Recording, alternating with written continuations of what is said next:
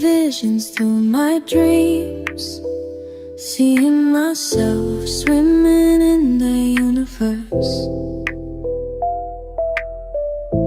My ancestors gave me gifts to read cards, predict and heal. My name is Daphne, but spirit calls me Babylon. Angels communicate through numbers. Intuition is so deep. The gift I fully embrace within.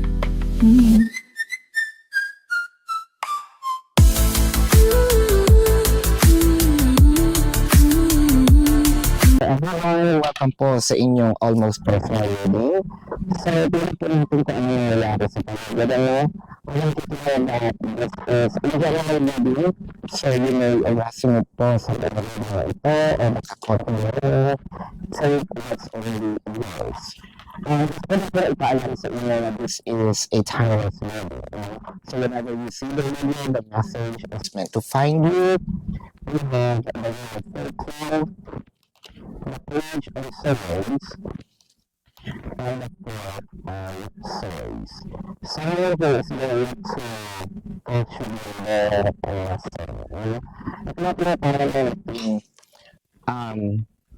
karma ng isang tao. It felt like kailangan ito nangyayari para at least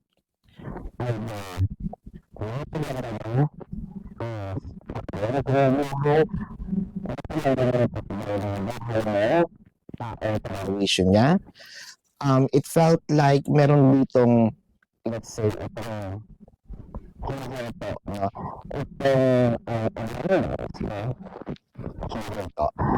so, yung siguro nakalimot sa kanyang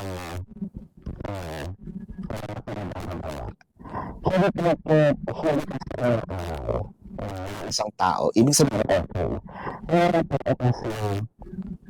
sa nasasaktan, ano pa, hiya pa na umay, hiya pa sa buhay, nasasaktan ako.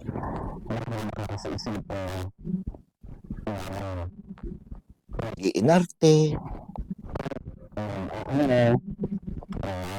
anak, so, ito kaya bumulan, no? Itong yung sinasabiting mental health issues, no?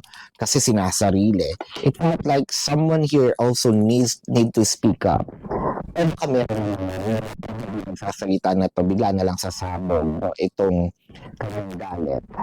One of the four of swords clarified with the justice and the star. Nako, parang titig ang mundo ng taong either paghigantihan, titigil bigla ang mundo nitong taong paghihintuan, no, ng kanyang abundance. Let's say, I am the person who's aray, no? And I am becoming generous of my time, energy, effort, pwedeng pera din. And then all of a sudden, napansin ko, ko na lang ako, or napansin ko na parang, ito yung tama, I don't sign up for this. This is not the kind of relationship na inaasahan ko, no? So, parang iisip ko dito ng nagkaroon ako ng idea, no? Baka kasi wala yung helmet na untog. Nagising sa katotohanan. It felt like nako, lahat ng ginawa ko or kung ano yung pinaka-importanting ginawa ko, babawiin ko, no? Sa mga ugali niya dahil napuno na siya, no? Ayan. So, it can be a person, and then there we go. The Queen of Swords showed up. And we have the King of Wands. So, nandito na yung, ito kasi yung mahirap no? Kapag kinikimkim natin yung ating galit, sometimes, kapag punong-puno ka na, meron ka talagang masasabing hindi maganda, either maganda. Hindi natin pwedeng sabihin na lahat pagsisisihan. Pwede natin sabihin kaya ako yung nagawa dahil matagal na ako minamaltrato, matagal na akong lumagago, matagal na akong pinagmumukhang tanga. I did it to actually fight back. I did it to protect myself. I'm not talking about yung yung makakasakit ng personal ha, yung makakasaksak, yung mga ganyan, hindi ganon. Pero pwede rin, So, we don't we don't entertain yung physical violence. Wag. What I'm just trying to say here is more of hindi ko yung nililimitahan. I mean, hindi ko sinasabing hindi yung pwede mangyari, pwede. Nililimitahan ko to hanggang doon lang ako sa, again, hindi ko ini-encourage magkaroon ng physical violence. Anyway, hanggang doon lang tayo sa, ito yung mga binigay ko, kukunin ko. Where's the summary of purpose? Judgment. So, what are saying in here, you're waiting for your action to be manifested. I'm going to put time for you to actually execute all your action. The Five of Wands, the Nine of Wands, and the Ace of Cups. Kasi parang papansin natin dito, someone here is going to either entertain, someone. Kasi ito yung ginawa mo sa akin,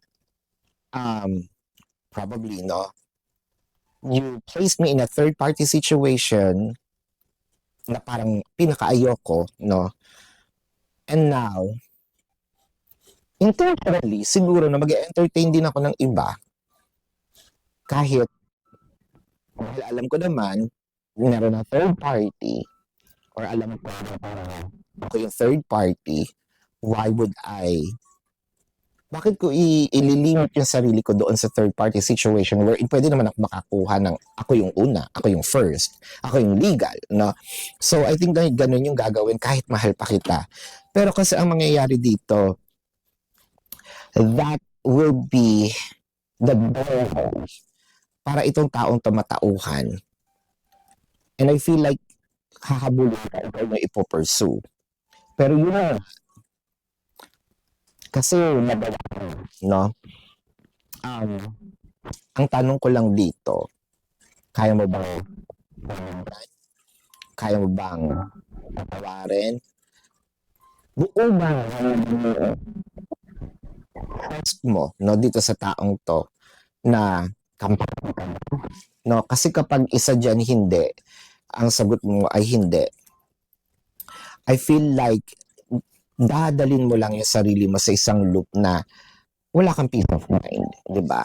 Kasi kung kayo nga magkasama pero praning ka naman, prinaning ka, at kada kilos niya, feeling mo meron siyang gagawin, kada kilos niya maghihinala ka, sira ang peace of mind mo every day. And I don't think no one would love to be placed in that situation.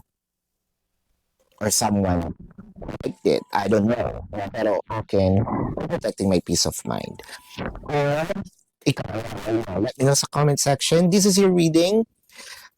Kung kayo po ay nakaka-resonate, let me know sa comment section. And kung kayo meron mga tanong, or you might wanna ask me. Nandito po sa description box ng video na ito, nandun po yung aking link. Nandun din po yung name, number, QR code, amount per question. Questions plus 1 kasi discounted na po yun. And if you want to book a private no? Now, let's check the zodiac sign of your person. This can be a sun sign or a placement na sa kanilang chart. I'm seeing Pisces, Leo,